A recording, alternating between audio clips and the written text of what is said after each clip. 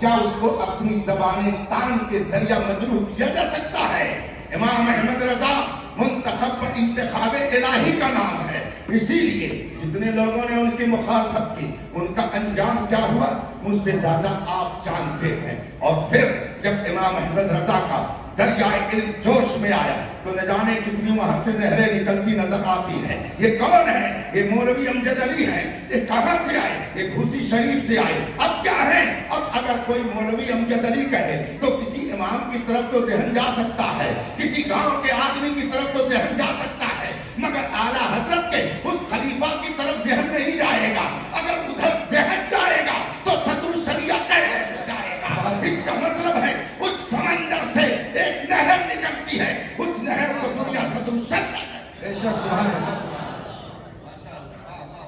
ایک نہر کا میں نے اس لیے نام لے لیا کہ اسی سے نہ جانے کتنی اور نہریں نکل رہی ہیں۔ صدر الشریعہ کی نگاہ عنایت نے حافظ ملت پیدا کر دیا،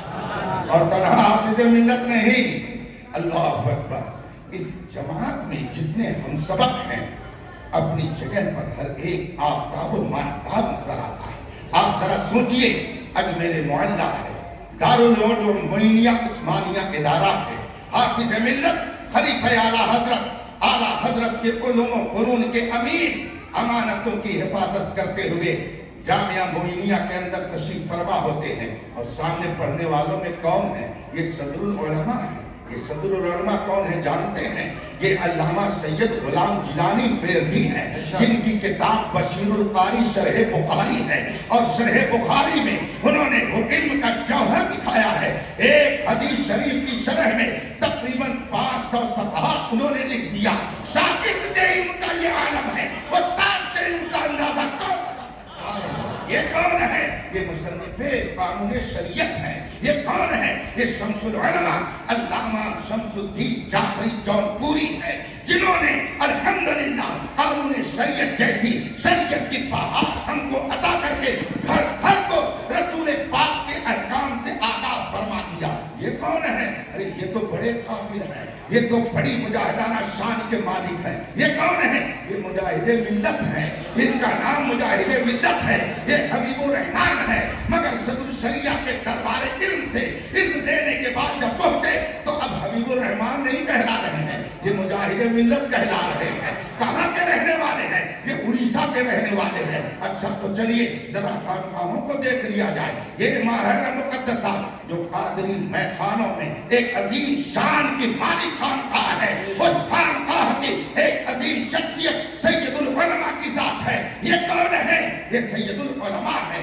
یہ صدر الشریعہ کے شاگرد ہیں۔ علم و فضل کے یہ آفتاب و ماہتاب، اور اسی میں ایک چمکتا ہوا سورج، دمکتا ہوا چاند ایک اور ہے جسے دنیا حافظ ملت کہتی ہے، جس نے ہندوستان میں ایسا انقلاب برپا کیا، ایسا انقلاب برپا کیا کہ ہند و پاک میں جس کے نام کا ڈنکا بج رہا ہے، اور پوری دنیا کے اندر حضور حافظ ملت کے تلامذہ نے اولین سب پہ آ کر کے جو فریضہ تبلیغ انجام دیا ہے، اس کا نتیجہ ہے کہ ہم یہ کہنے پر مجبور ہیں، ہم ہوئے، تم ہوئے کہ میر ہوئے، ان کی زلفوں کے سب۔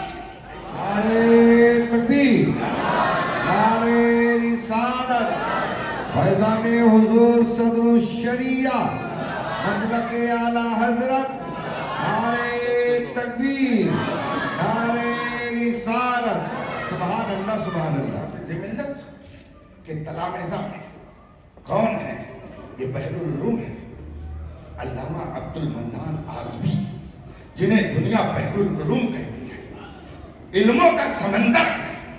جب شاگرد بحر العلوم ہے، استاد کیسا ہوگا؟ پھر دادا استاد کا کیا عالم ہوگا؟ پھر دادا استاد کے استاد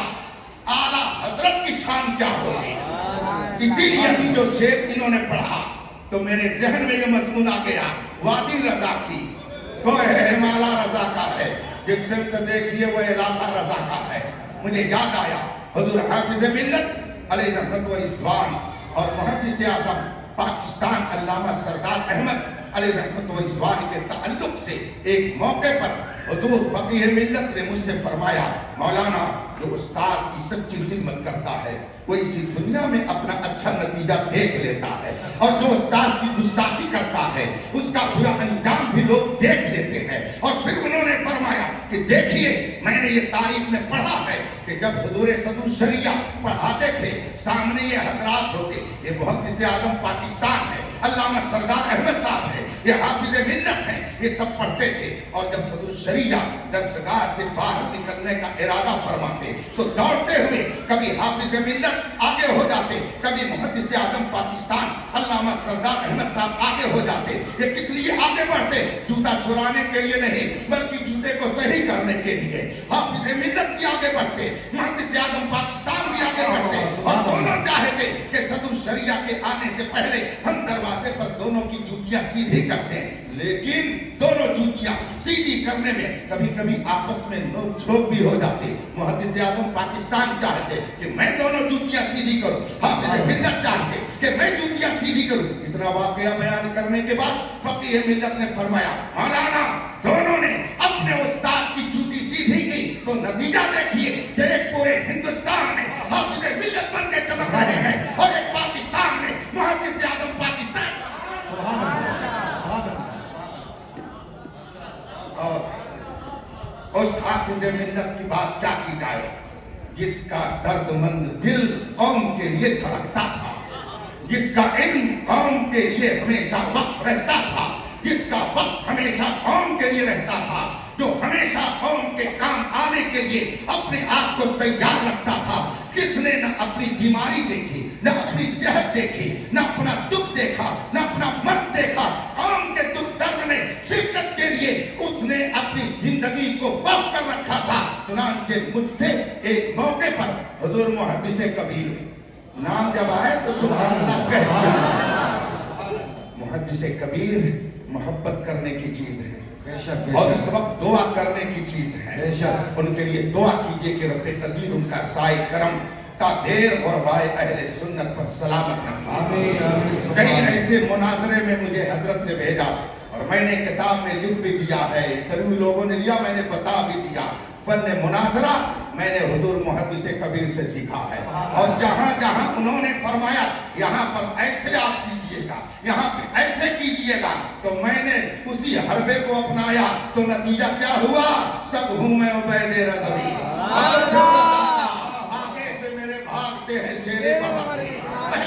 حضور محدث کبیر سے میں نے فن مناظرہ سیکھا اور ایک موقع پر آج سے تقریباً 15 سال پہلے غیر مقلدوں سے شرائط مناظرہ طے کرنے کے لیے مجھے کرناٹک میں مقام پر بلایا گیا میں نے جانے سے پہلے حضور محدث کبیر کی بارگاہ میں فون کیا اور میں نے دعا کی درخواست کی حضرت نے فرمایا بہت اچھا میں دعا کرتا ہوں اور اس کے بعد جب میں فارغ ہو کر کے تھوڑی سی مہلت پا کر اپنی ساری باتیں میں نے رکھنے کے لیے فون کیا تو حضور محدث کبیر نے اس موقع پر فرمایا بہت اچھا کیا آپ نے جس وقت فون کیا تھا میں اتفاق سے اعلیٰ حضرت کے مدار پر حاضر تھا اور میں نے وہی اعلیٰ حضرت کی بارگاہ میں آپ کے لیے یہ دعا کیا کہ حضور آپ کے مشن کو اونچا کرنے کے لیے ایک خادم پہنچا ہوا ہے نگاہ کرم فرمائیے گا تاکہ اس کو قوت و ہمت ملے میں نے کہا حضور آپ نے دعا کی امام احمد رضا کی توجہ ہوئی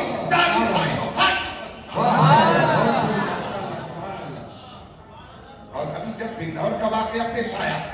جانے سے پہلے پھر حضور محدث کبیر کبھی رات میں 10 بجے فون کر رہے ہیں کبھی 12 بجے فون کر رہے ہیں کبھی دن میں 2 بجے فون کر رہے ہیں کہاں تک پہنچی گاڑی کیا ہوا اور جس وقت وہ بات آئی کہ تم اپنی سند دکھاؤ اتفاق سے اسی درمیان حضرت کا فون آ گیا میرے بغل میں ایک عالم صاحب بیٹھے ہوئے تھے میں نے ان کو فون دے دیا میں نے کہا آہستہ سے ان سے لے جائیے بات کر لیجیے آنے کے بعد انہوں نے بتایا کہ میں نے محدث کبیر سے بات کی اور ساری تفصیل میں نے بتائی تو حضور محدث کبیر سے جب میں نے یہ کہا کہ وہ سند مانگنے کے لیے بار بار اسے مطالبہ کر رہے ہیں حضور محدث کبیر نے فرمایا مولانا سے کہیے للکارتے رہے باطل کو اس کو للکارتے رہے ایسے ہی انشاءاللہ وہ ذلیل ہوتا رہے گا اور جب میں جانے لگا مناظرہ گاہ میں تو جانے سے پہلے حضور محدث کبیر کو پھر میں نے فون کیا، میں نے کہا حضور ایسا ایسا معاملہ ہے، کہا ٹھیک ہے یہ دعا پڑھ لیجئے، صافہ باندھ لیجئے، چلے جائیں گے انشاءاللہ رب کا کرم آپ کے ساتھ ہوگا۔ اور ابھی جب پھانسی کی بات آئی تو میں نے صبح 8 بجے کے قریب قائد اہل سنت مرشد گرامی حضور تاج الشریعہ کے شہزادے علامہ امجد رضا خان صاحب کو فون کیا، کہا میں تو بغداد شریف میں ہوں۔ سبحان اللہ، آپ ذرا سوچئے کہ حمایت رب کی کیسی ہوتی ہے۔ کبھی جب غیر مقلدوں سے مقابلہ آرائی کی بات ہے اور ہم دعا کے لیے کہہ رہے ہیں تو دعا کرنے والا آستان اعلیٰ حضرت پر موجود ہے، اور جب کبھی ہم دعا کی درخواست کرنے کے لیے فون کر رہے ہیں تو ہمارا قائد بغداد محلہ میں غوث پاک کی بارگاہ میں حاضر ہے۔ میں نے فون کر کے بتایا یہ ساری صورتحال ہے۔ جو ہی میں نے کہا وہ بھی مناظرے میں کل ہی سے بیٹھے ہوئے آ کر کے وہ بھی مناظرہ کرنے کے لیے آئے ہیں، پوری ٹیم لے کر کے آئے ہیں۔ حضرت علامہ قائد اہل سنت حضرت رضا خان صاحب دامت فضل علی نے نام سنتے ہی پڑھا وہ بھی آئے ہیں کیا؟ میں نے کہا ہاں، تو انہوں نے کہا بس آپ کے سامنے وہ 7 منٹ ٹکیں گے، اس سے زیادہ کیا ٹکیں گے؟ میں نے کہا آپ کو اس وقت آپ کہاں ہیں؟ کہا میں ہوٹل میں ہوں۔ میں نے کہا میرے لیے اتنی زحمت کر لیجئے کہ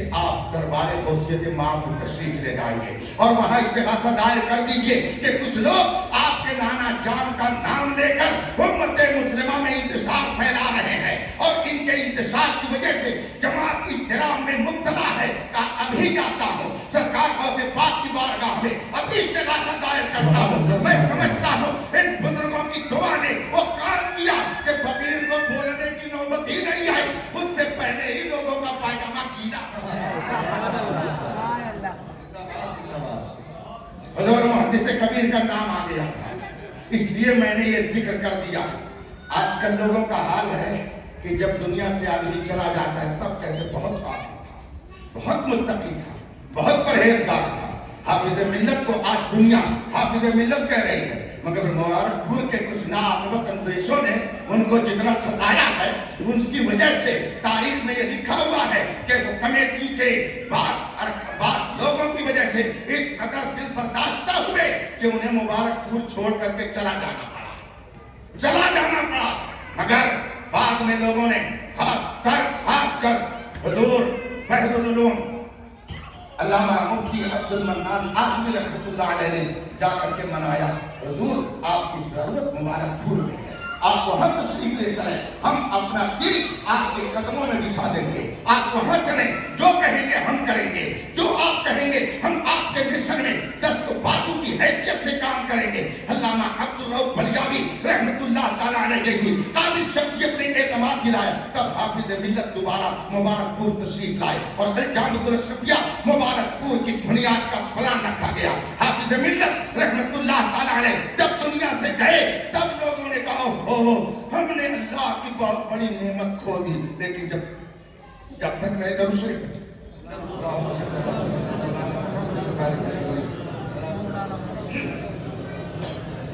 جب تک وہ رہے بعض لوگوں نے انہیں سکون سے رہنے نہیں دیا۔ میں بزرگوں کی تاریخ اس لیے خوب پڑھتا ہوں کہ ان کی تاریخ پڑھ کر کے جینے کا حوصلہ ملتا ہے۔ حافظ ملت کے ایک اہم شاگرد استاد العلماء جو میرے دادا استاد ہوتے علامہ اعجاز احمد خان صاحب ادھروی رحمۃ اللہ علیہ، جو بسٹیلا کے شیخ الحدیث اور وہاں کے صدر المدرسین، میں نے ان کی سوانح ان کی حیات پاک ہی میں لکھ ڈالی۔ آج سے تقریباً 10 سال پہلے ان کی سیرت پر میں نے کتاب لکھی اور انہوں نے جب مجھ سے حالات بتائے بسٹیلا کے کہ میرے ساتھ کیا کیا ہوا، کیسے کیسے حالات پیش آئے،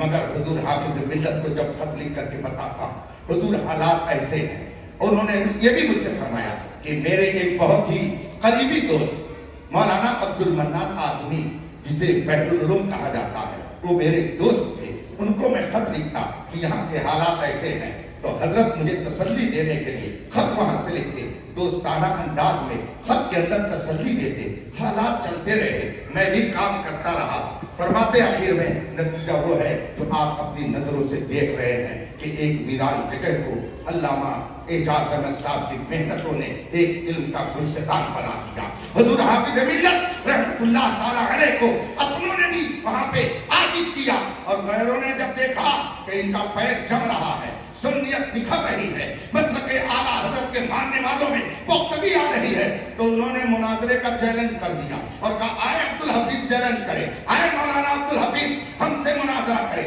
ہم مناظرے کا چیلنج کرتے ہیں۔ تاریخ میں لکھا ہوا ہے حضور حافظ ملت نے تقریباً 4 مہینے تک مسلسل مناظرانہ حالات میں مبارک پور اور علاقے میں جا کر کے ایسا بد مذہبوں کو للکارا کہ ان کے دانت کھٹے کر دیے اور ان کو کہنا پڑا کہ یہ وہ آدمی نہیں ہے جس سے ہم کبھی فتح پا سکتے ہیں، اس کو اللہ نے بہت علم دیا ہے۔ نتیجہ یہ ہوا کہ وہ بھی تھک ہار کر کے بیٹھ گئے اور حافظ ملت نے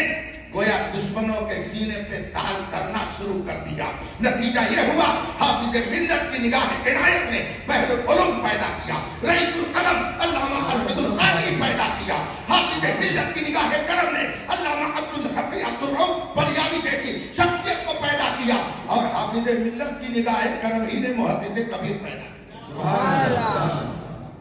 حافظ ملت کہاں سے فارغ، کس مدرسے سے فارغ تھے؟ حافظ ملت کی پگڑی کہاں بنی تھی، سند کہاں سے ملی تھی، اس کو بھی تاریخ سے پڑھ لیجیے۔ حضور حافظ ملت اعلیٰ حضرت کے مدرسہ منظر اسلام کے فارغ تھے، وہ منظری تھے، بریلی شریف کے فیض یافتہ تھے، ان کی دستار بندی اعلیٰ حضرت کے ادارہ منظر اسلام میں ہوئی، گویا یہ جو کچھ بھی مبارک پور لے کر کے پہنچے صدر الشریعہ کے ذریعہ اعلیٰ حضرت کا فیضان دے کر پہنچے۔ اسی لیے ہر میدان میں اعلیٰ حضرت نے ان کی دستگیری فرمائی، اور پھر جب الجامع الاشرفیہ کا منشور اور اس کا دستور تیار ہونے لگا تو حافظ ملت نے اس میں لکھ دیا اس مدرسے کا دستور ہے کہ وہی یہاں کا مدرس یا رکن رہ سکتا ہے جو مسلک اعلیٰ حضرت کا پابند۔ آج کچھ لوگ کہہ دیتے ہیں سنیت کی سند میں دیتا ہوں، مولانا ظفر صاحب بھی کہہ سکتے ہیں میں دیتا ہوں، میں بھی کہہ سکتا ہوں میں دیتا ہوں۔ ایسے ایک بزرگ کا ایک جملہ میرے استاد گرامی علامہ وسیع احمد وسیم صدیقی گوپال کنجوی دامت ظل العالی، میرے استاد قریب، انہوں نے یہ جملہ سنا، کسی صاحب نے کہا سنیت کی سند میں دیتا ہوں۔ میرے استاد گرامی نے مجھ سے فرمایا کہ مولانا میں نے جب یہ جملہ سنا تو مجھے بہت تکلیف ہوئی، اور میں نے فوراً ہی جس نے مجھ سے سنایا تھا میں نے اسے فوراً کہہ دیا، اور اسے میں نے یہ سنا دیا کہ سنو، سنیت کی سند نہ کوئی درسگاہ دیتی ہے، نہ کوئی خانقاہ دیتی ہے، نہ کوئی اور ذات دیتی ہے، سنیت کی سند بریلی کا احمد رضا دیتا ہے۔ اس لیے کہ حسام الحرمین کو جو مانے گا، حسام الحرمین فتوے کی جو تصدیق کرے گا وہی سنی کہا جائے گا، اور یہ حسام الحرمین کارنامہ کسی اور کا نہیں ہے، یہ کارنامہ امام احمد رضا کا ہے۔ تو گویا سنیت کی سند کوئی اور نہیں دے رہا ہے، سنیت کی سند بریلی کا احمد رضا۔ ایک موقع پر اسی حسام الحرمین کی تصدیق کی بات آ گئی، حضور حافظ ملت نے پہلے ہی سے بندش شروع کر دی، وہ نگاہ ولایت دیکھ رہی تھی کہ کچھ گڑبڑ نہ ہو جائے، کچھ گڑبڑ نہ ہو جائے، اس لیے حضور حافظ ملت نے کہا سب لوگوں سے فتاویٰ حسام الحرمین پر دستخط لے لیا جائے، جتنے استاد ہیں سب سے دستخط کراؤ، تاکہ یہاں استاد وہی رہے جو مسلک اعلیٰ حضرت والا ہو، یہاں وہی پڑھائے جو مسلک اعلیٰ حضرت والا ہو۔ اس لیے کہ حافظ ملت یہ جانتے تھے کہ اگر استاد بگڑے گا تو تنہا نہیں بگڑے گا، نہ جانے کتنوں کو بگاڑ کر کے رکھ دے گا۔ آپ جتنے لوگ یہاں پر بیٹھے ہوئے ہیں، اگر میں بگڑ کر کے اور غلط غلط باتیں آپ کو سناتا رہا تو میں تنہا تو بگڑا نہیں، بگڑا رہوں گا، مگر ساتھ ہی ساتھ آپ بھی بگڑ جائیں گے۔ فلاں نے مجھ سے یہ کہا تھا تو کیا نتیجہ ہوگا؟ خود بھی ڈوبے ہیں سنن تم کو بھی۔ ایک صاحب کا جملہ میں نے ابھی 2-1 روز میں سنا کہ جو بارگاہ خدا میں نہ جائے وہ بارگاہ ہے وہ کسی اور بارگاہ میں کیا جاتی۔ حضرت فاطمہ الزہرا کا ذکر کرتے ہوئے کسی صاحب نے اپنی تاریخ جو اپنی خطاب میں کہا ہے کہ جو خدا کی بارگاہ میں نہیں جائے وہ کسی اور کی بارگاہ میں کیا جائے گی۔ ارے ظالم، تم نے سمجھا نہیں کہ کتنا خطرناک تم نے جملہ بول دیا۔ اسی لیے فرمایا گیا ان ھذا العلم الدین فانظروا امن تاخذون دینکم، یہ علم دین ہے، لینے سے پہلے دیکھ لو کہ کس سے لے رہے ہو، کس سے لے رہے ہو؟ لینے سے پہلے دیکھ لو، کہیں ایسا نہ ہو کہ وہ شہد دکھائے زہر پلائے، شہد دکھائے زہر پلائے۔ بتائیے کیا حضرت فاطمہ الزہرا کبھی رب کی بارگاہ میں نہیں گئی؟ انصاف سے بولیے گا، نہیں گئی؟ اللہ اکبر۔ ظالم کہتا ہے جو اللہ کی بارگاہ میں نہ جائے وہ کسی اور کی بارگاہ میں کیا جائے گی؟ اس بےہودے نے سمجھا ہی نہیں کہ میں تعریف نہیں کر رہا ہوں بلکہ حقیقت میں حضرت فاطمہ الزہرا کی توحید کر رہا ہوں۔ ان کا الحمدللہ شب و روز ایسا تھا کہ گویا وہ دنیا میں رہنے کے باوجود ہمیشہ دربار خدا بندی میں حاضر تھا۔